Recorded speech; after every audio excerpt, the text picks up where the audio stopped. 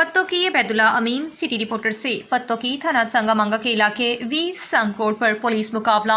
इंतहाई खतरनाक डाकू जख्मी हालत में गिरफ्तार तो साथी फरार। जख्मी डाकू की शिनाख्त शफीक वल्द शरीफ सेकने चक 64 के नाम से हुई। जख्मी डाकू का साथियों की हमरा गुज़श्ता एक माह के दौरान चंगामंगा के इलाके में 8 संगीन वारदातों का इंकशाफ।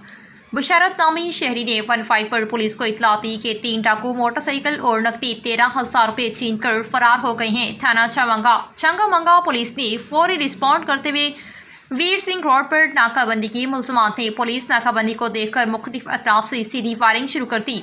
पुलिस टीमों ने भी हक हिफाजत खुद इख्तियारी के तहत इक्का दुक्का हवाई फायरिंग किए।